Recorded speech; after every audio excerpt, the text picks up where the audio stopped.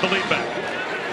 And this is a very nice and easy, simple play. We like to call these sometimes, you know, the rub routes, the pick routes. You're going to see right here with Brian Thomas Jr., he's going to push vertical and get in the way. Neighbors is going to pump forward and run a flat route.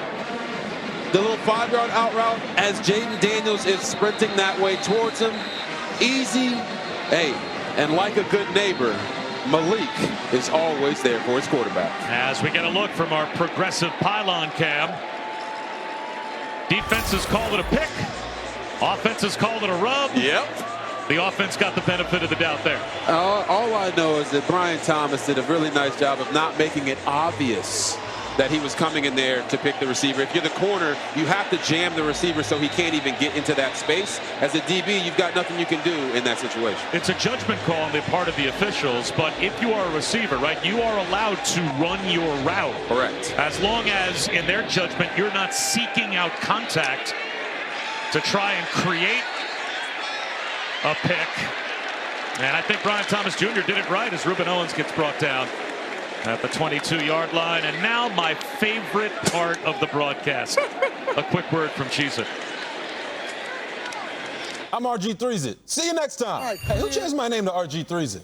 Me? It's a great combo. Like college football and Cheez-It, you like? You cheddar believe it. And how will college football fans feel? They're gonna be feeling the cheesiest! Woo!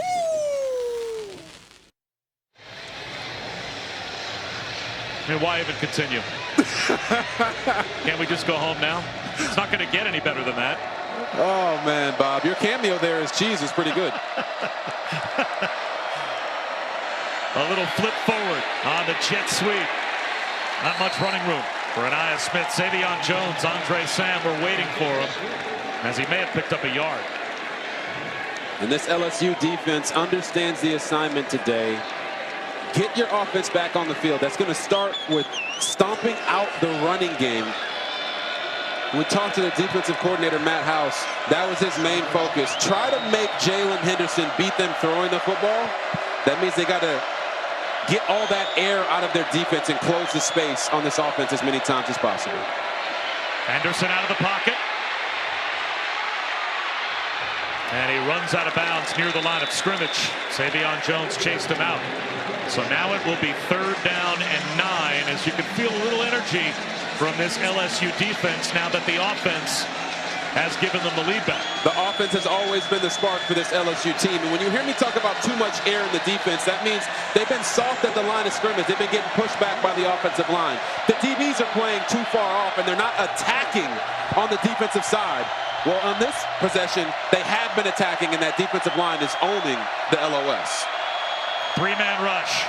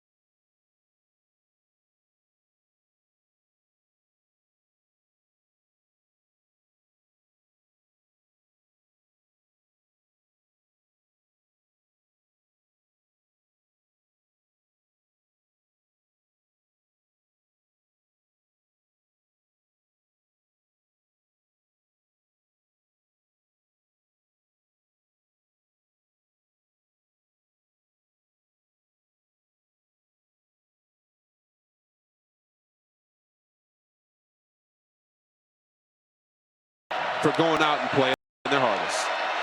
Blitz, a flip right over the top of it. And Le'Veon Moss out across the 35-yard line. A gain of 9, 2:29 to go. That brings up a big 3rd down. Remember, A&M won the toss and deferred, so they'll get the ball to start the 3rd quarter.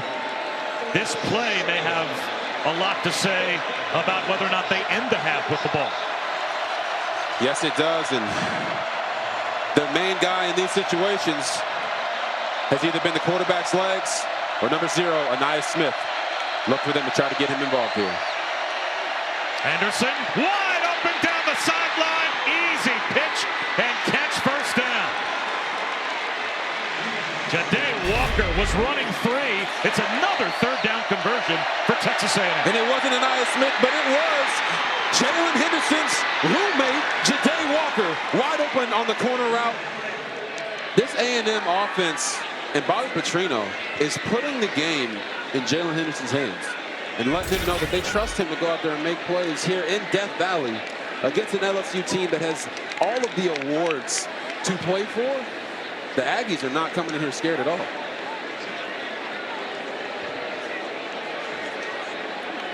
And we've got an injured player on the LSU sideline.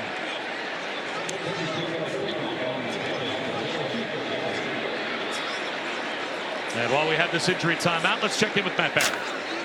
All right, Bob, we'll get it back to you in just a minute. Coming up with the Lexus halftime report, Ohio State, Michigan. It is getting late early in Ann Arbor. Michigan running out in that one. We'll show you highlights of that. Plus, Kentucky and Louisville, perhaps a little bit closer than people thought. Louisville already in the ACC championship. We'll show you highlights of it. And Florida State tonight in the Swamp.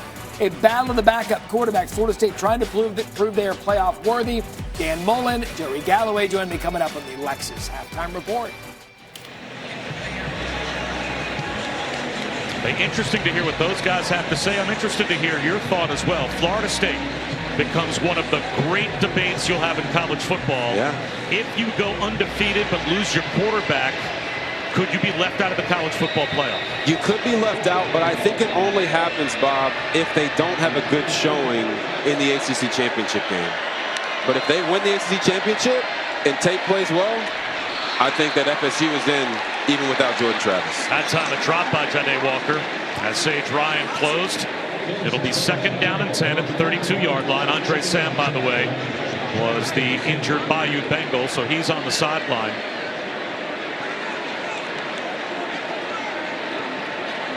Like I talked about, Jalen Henderson's done a really nice job of taking what the defense is giving him. He's made a couple big-time throws down the field. Please reset the game clock to 34 seconds.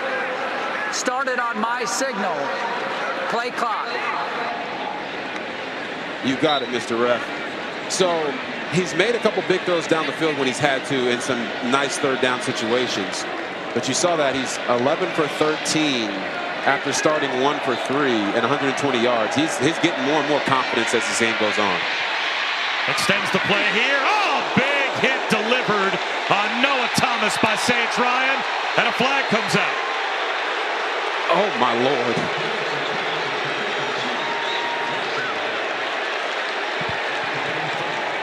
Sage Ryan smacked that man. That was old school football right there on that hit. Is it targeted? We're going to make sure we give you guys every single angle possible to look at and see. Personal foul. Targeting on the defense, number 15.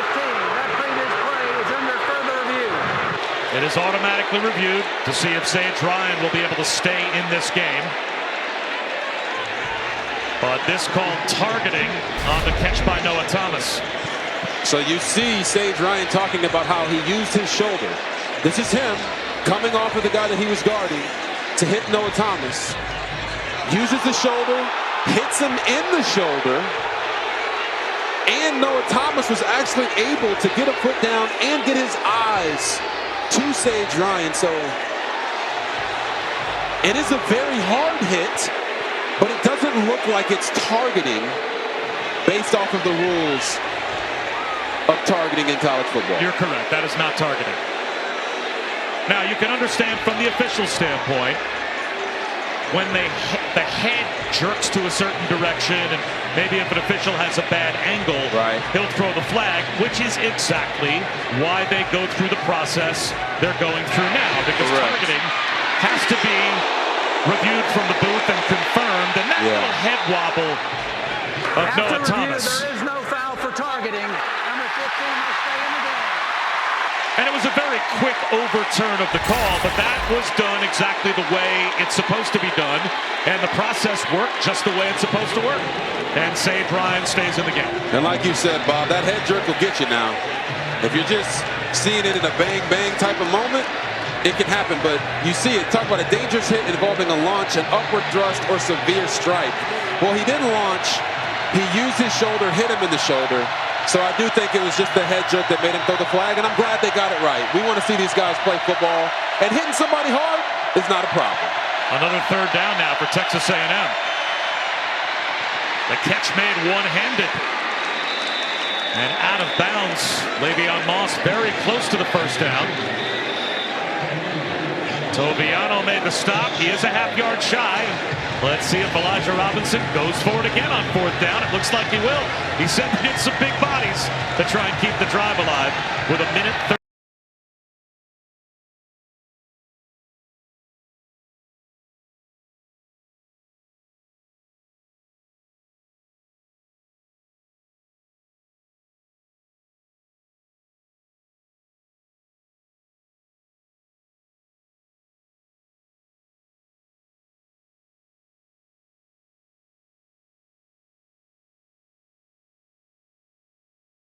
Pick up a first down. The clock stops, at least for the moment. And you see the pin pull action there by the A&M offensive line, and then just Le'Veon Moss running through contact. And that extra effort, like you said, Bob, gets him that first down. Tough running on the inside. Now Texas A&M has all 3 timeouts. Please reset the game clock to 1:26 and the play clock to 42nd, please. It'll start on my ready for play. So a couple of times, the clock operators with a quick trigger finger. But Texas A&M doing, RG3, what you said is the best way to nullify a big-time offense, keep a Heisman winner off the field, potentially, and that is control the football. Control the football, and it is not lost on me that Elijah Robinson is a defensive line coach. He wants his D-line well-rested as well. Tipped ball at the line. On the carry. It looks like it might have been scooped up. And it was. Anaya Smith off the deflection picks up 6 yards. As a quarterback, you want to try to lift this over. Whit Weeks does a nice job of tipping it. But I like the effort there from Anaya Smith. Just because the ball gets tipped doesn't mean you can't catch it.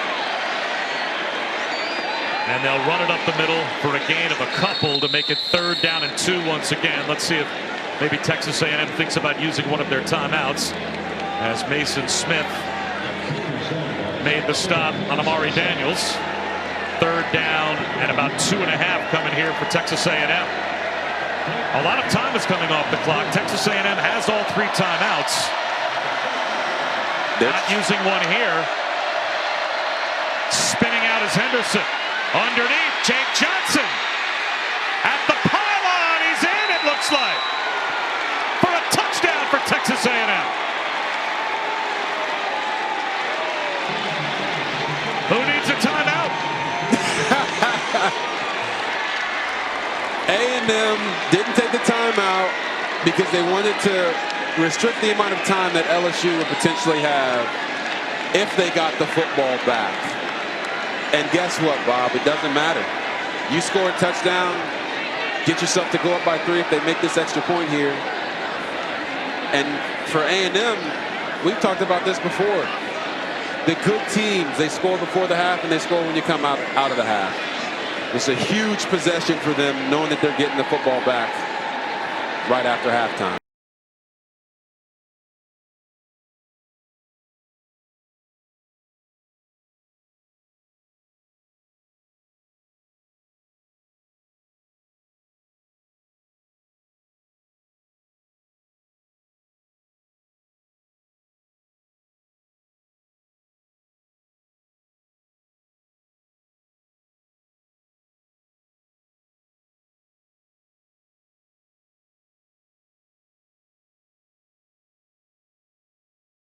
Bench for the foreseeable future.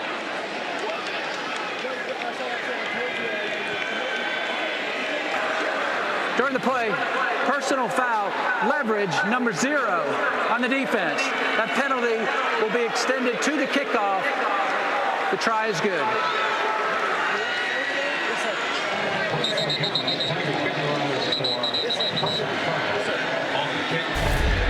So now.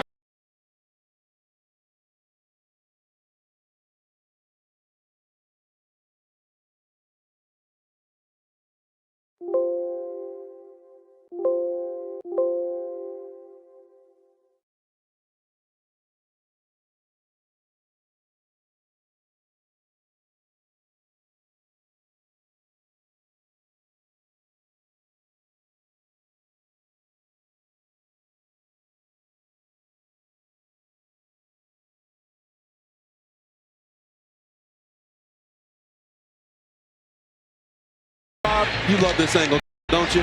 Our progressive pylon cam? It looks amazing, doesn't it? Not enough O's and smooth for that tee up. Well done. You're good at this TV thing. So Jake Johnson, who of course is one of the two sons of Brad Johnson, the former Super Bowl winner for the Tampa Bay Buccaneers. On this A&M team, his brother Max played here at LSU as a quarterback, and he actually had the game back against Auburn when Max came on in relief of Connor Wigman and found his brother for a touchdown. Well, kick off your Week 12 NFL Sunday. Tomorrow at 10 a.m. Eastern, 7 a.m. Pacific. The Countdown Crew on ESPN and the app. And then Joe Buck, Troy Aikman, and the Monday Night Football crew in Minnesota for Vikings Bears, 8 Eastern, 5 Pacific on ABC, ESPN, and ESPN Deportes. Justin Jefferson has been banged up recently, but former LSU Bayou Bengal in 55 games. More than Johnny Morris, the Bears' all-time franchise leader. Wow. And that will take us to halftime here at Death Valley with LSU down by 3, and Texas A&M will start the third quarter with the football. Bob, you didn't have to do Bears fans like that, man. They're already struggling right now. 17-14, Texas A&M on top at the break. Halftime report, back to Matt Barry. Bob with shoes, and thank you. Lexus halftime report is off and running. So is the final regular season weekend of college football. Ohio State, Michigan. Michigan trying to win 3 in a row for the first time since 95 through 97. This is going to help when they pick off Kyle McCord. If Ohio State has a chance to win this game, Kyle McCord has to take care of the football, gives it over early, put Michigan in scoring position. 4th and goal, Michigan. Hey, guess what happens? Blake Corum. Hey, there it is. He can do it against Ohio State, just like everybody else, the 1-yard run. The 1-yard touchdown for Blake Corum. It's a weekly occurrence. Watch this throw here by McCarthy. That's not actually the impressive. That's close to 11 for a first down. This is the one he threads to Roman Wilson. This is one of those throws where you're screaming, no. Hey, good throw. Nice pass. I mean, that was a dart. 14-3. Credit Ohio State. It was getting ugly. McCord then to Emeka Egbuka. Yeah, that was. Bob Wischusen here with Robert Griffin III and Chris Budden as well. Ball control, the story of the first half for the Texas A&M offense. And they'll have it at their own 25-yard line to begin the third quarter. All right, RG3, let's get right to threes keys and see how they've played out so far. Oh, man, it's been an amazing game for Texas A&M. The way that they wanted to attack this football game. It started with the Heisman. You're talking about Jaden Daniels. He has to come out and have a great game, win the football game. And for him, he's only got 52 passing yards and 59 rushing yards. So then when you talk about the Aggie block, which was the second key, it's been Jalen Henderson being efficient on third downs and then climate control with the time of possession. Texas A&M 19 to LSU only having 10 minutes. They have officially put the Heisman on notice when it comes to Jaden Daniels and what they want to accomplish today. Broken tackle by Walker. And it looks like he's got a first down. Let's check in with Chris. Brian Kelly's message to his team during halftime: you have to get off the field on third down when we're on defense. It's obvious what A&M is wanting to do: run the clock, be aggressive on fourth down. So if we can get off the field on third down, we get our offense, and then they can start playing with more of a rhythm. We'll see what they're able to do on this first possession. Now, hard to get into a rhythm when your offense isn't on the field. And the 2 touchdown drives for Texas A&M were long ones. And they start off ball control to begin the second half as well. Another catch for Noah Thomas. Another first down as RG3. The 2 touchdown drives of the first half of the Yankees. 17 plays and 13 plays. Yeah, and it's plays like that we just saw to Noah Thomas. Get it out of your hands if you're Jalen Henderson. Fast, get it to your receivers. And if you're LSU on defense, you have kind of skated by this entire year knowing that your offense is just going to put up a plethora of points. Well, you have to start challenging these receivers at the line of scrimmage so that they don't get these easy 5-yard hitches that turn into 15-yard gains. Offside, invaded the quarterback, number 0 on the defense. 5-yard penalty, first down. So 5 yards called on the offside jump by Mason Smith. Tuesday, 2 feature ACC SEC challenge matchups. Men's college basketball.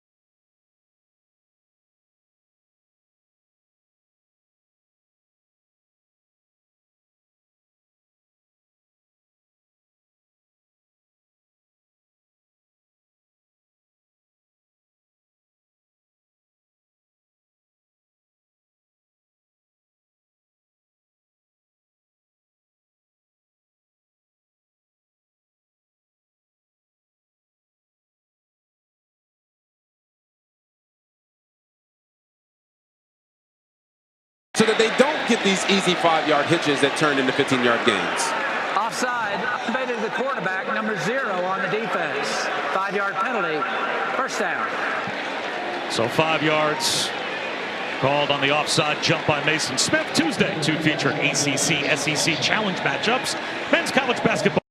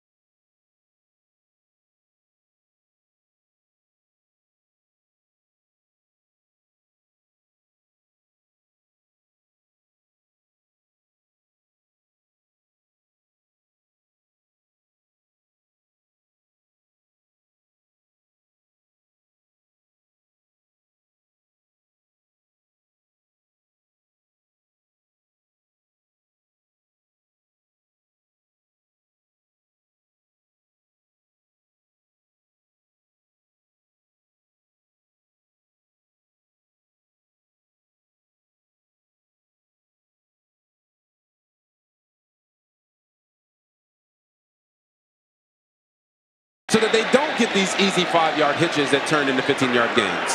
Offside, invaded the quarterback, number 0 on the defense. 5-yard penalty, first down. So 5 yards called on the offside jump by Mason Smith. Tuesday, 2 feature ACC SEC challenge matchups. Men's college basketball.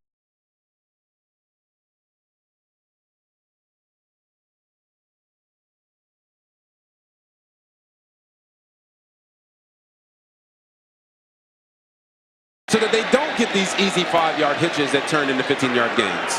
Offside, invaded the quarterback, number 0 on the defense. 5-yard penalty, first down. So 5 yards called on the offside jump by Mason Smith. Tuesday, 2 feature ACC SEC challenge matchups. Men's college basketball. LSU fans like, are you serious right now? Did they just give it to a man named Naboo and he just snuck it in the end zone? They sure did. They should change the name of that play in their play. Presented by Zales. A big boy touchdown for Texas A&M. And they've got the 10-point lead over LSU. Got to be fun to be Bobby Petrino. Dial that play up and have it work. He's in there with the big fellas. He is celebrating as Texas A&M ends the first half with a touchdown, begins the second half with a touchdown. So 14 points on the board since we last saw Jaden Daniels and the LSU offense on the field. Caleb Jackson on the kickoff return. Out across the 25. College football's rivalry weekend continues tonight on ESPN. Florida State will take on Florida at 7 Eastern on ABC. And Georgia Tech for the 115th time at 7:30 Eastern over on ABC. Number 1 on ABC. Number 5 on ESPN.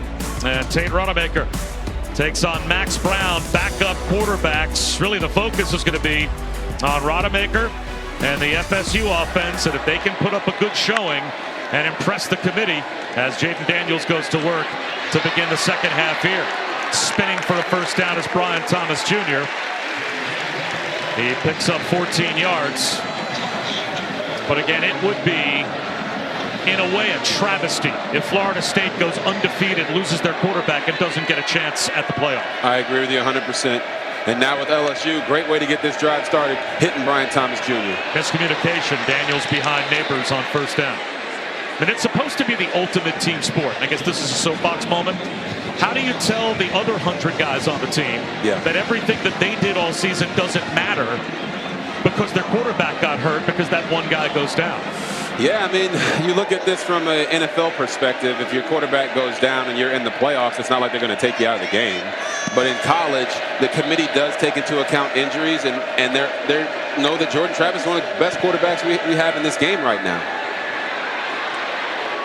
Josh Williams about 4 yards short of a first down. Edgerrin Cooper makes the stop, and it's been a while for Texas A&M since they have had this kind of a lead in a true road game. Their first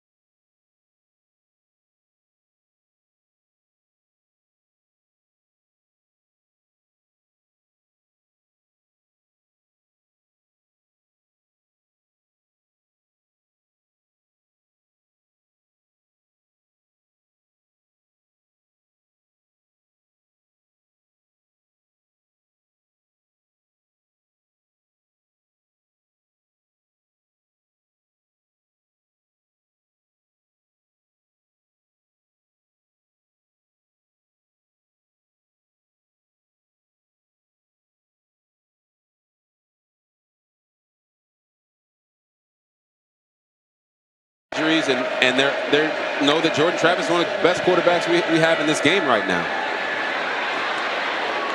Josh Williams about 4 yards short of a first down. Edgerrin Cooper makes the stop, and it's been a while for Texas A&M since they have had this kind of a lead in a true road game. Their first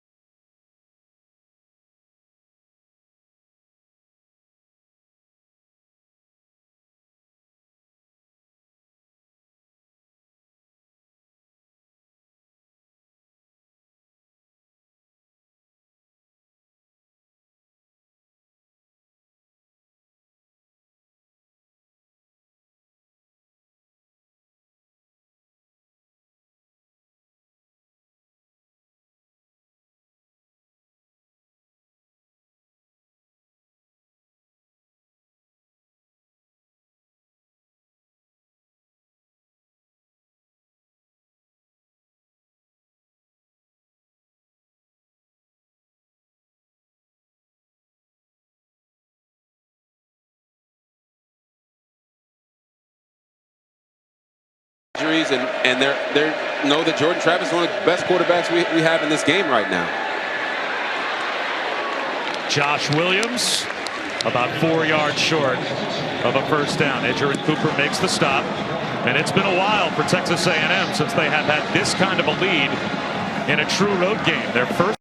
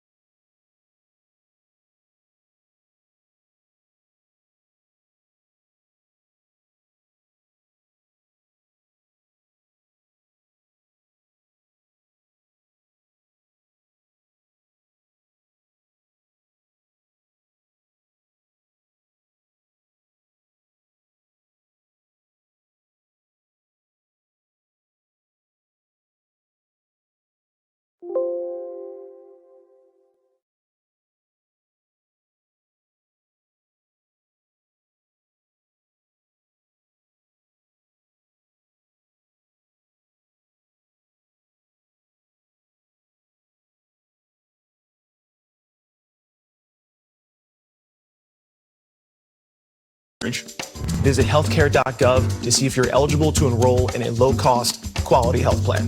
Healthcare.gov. Let me show you what goes on behind the scenes when making a Shaq-a-Roni. Busted. We created Shaq-a-Roni my way, an extra large pizza topped with extra cheese and extra pepperoni. It's a simple recipe. We take everything you love, then we build it bigger. Pizza gets bigger when you Shaq-a-Roni. The College Football Playoff Semifinals and the College Football Playoff National Championship on ESPN. And of course on December 3rd, the exclusive reveal of the College Football Playoff selection. Reese and the guys will break it down from top to bottom. Who will make the top 4 spots? Catch it noon Eastern, 9 a.m. Pacific on ESPN and the app as we take a look at this week's College Football Playoff rankings, brought to you by Capital One. 4-point game between Ohio State and Michigan. Oregon with a statement against Oregon State. Bo Nix with a statement in the Heisman race as well. Yes. What kind of a statement will Michael Penix make in the Apple Cup game? And of course, as Ruben Owens brings this kick back, those two have a chance to meet once again in the Pac-12 title game as Owens tumbles out across the 35-yard line. We check in with Matt Barry. All right, Bob, the battle for the Governor's Cup getting interesting between Kentucky and Louisville after a Louisville touchdown. This is Berrien Brown from his end zone and a kick return of 100 yards to keep Kentucky in this one 17-14. Rivalry games have a way of just staying close, don't they? Yes, they do. You know, the performance with Elijah Robinson taking over as the interim coach for Texas A&M. And it looks like we might have an injury timeout over on the LSU sideline. You wonder, with the coaching search, RG3, underway at Texas A&M, if not, at the very least, Elijah Robinson is one of those guys that the incoming coach says, you know what, I want to interview this guy. Oh, 100. I think this might be a guy that I want to stick around on my staff, even if it's a new regime. Oh, 100%. And that's the kicker there for LSU down on the sideline. He got hit by Ruben Owens at the end of that kickoff return. Pretty tough. And when you talk about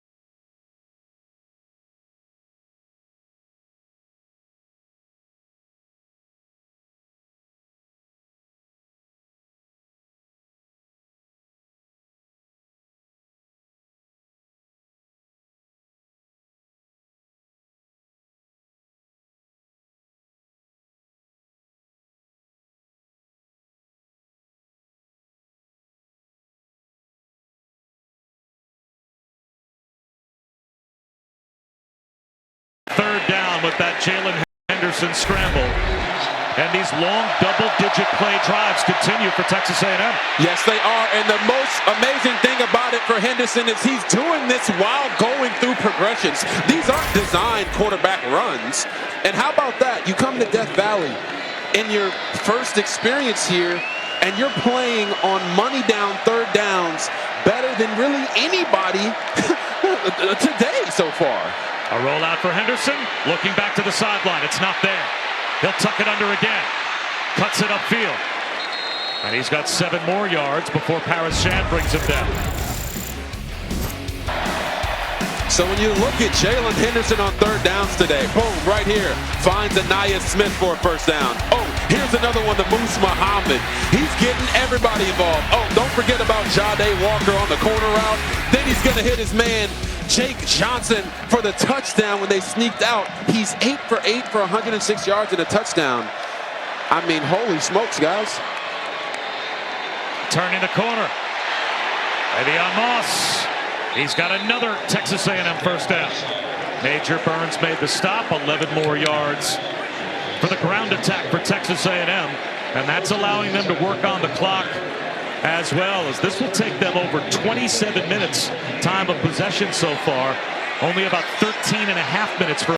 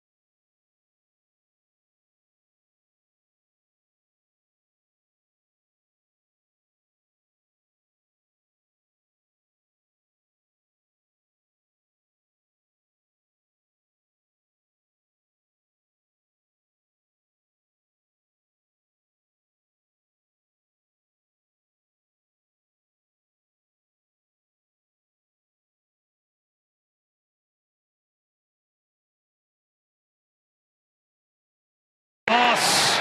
He's got another Texas A&M first down.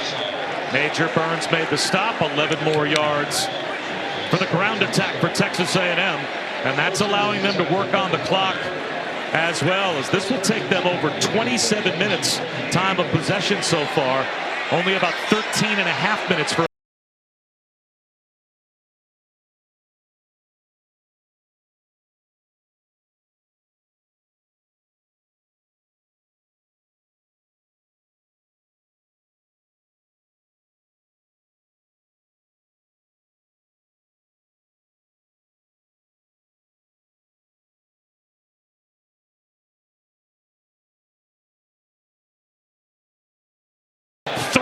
fourth down conversions and 4 tries for Texas A&M. You want to talk about an offense taking on the identity of their head coach. This is the slobber knocker, gritty type of football that Elijah Robinson wants his team to play. You see him there on the sideline. He's invigorated this crew. They must be playing fireman on the sideline, because every competitive situation they have won today, and they're doing it at an extremely high level. Now it's David Bailey Jr.'s turn. And that's the 10th play of this drive. So RG3, it is another double-digit play drive for Texas A&M. And that keeps the LSU offense sitting and watching. Yeah, and not just the fact that LSU's offense is sitting on the sideline and watching, but this defense, it's not even the fourth quarter yet. And the LSU this year has not necessarily been known to have the best defense. So how tired are they going to be come the last 2-3 minutes of the fourth quarter if they've been on the field the entire game? Henderson stutter steps and throws it away. So now it's a 3rd down and long in the red zone. LSU with a chance to possibly get a stop as Braden Swinson puts put the pressure on Jalen Henderson. 3rd down and 10. A big thing for Bobby Petrino coming into this game was allowing Jalen Henderson to utilize his full skill set. But like Elijah Robinson told us in the first half, they have to finish this possession with a kick, whether it's a touchdown and an extra point or kicking a field goal. So for Henderson, he's got to be really protective of the football here and not give this LSU defense a chance to create a spark. Walker, Smith, and Thomas out to the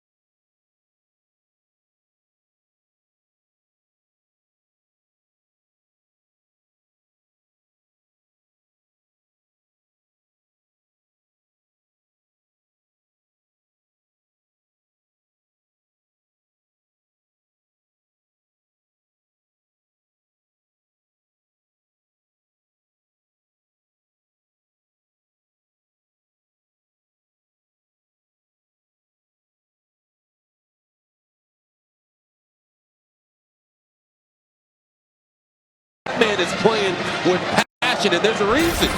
He's a semifinalist for the Bednarik Award.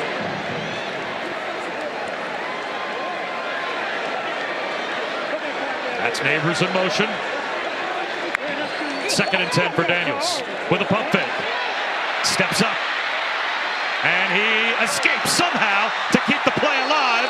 It took the 3rd and 4th rusher to finally get there to bring him down, and Bryce Anderson on a nickel blitz helped out Edger and Cooper for what ultimately is a 1-yard sack that may take us to the end of the 3rd quarter. We'll see. LSU's going to line up, although Daniels goes down on one knee, hopefully just to adjust his cleats. He's okay, but down to the final 5 seconds of the quarter. And that will take us to the end of the 3rd. So it'll be 3rd and long to start off the 4th quarter for LSU in a 3-point game. As Jaden Daniels fought the good fight, but eventually was dropped for a sack after the 3rd quarter.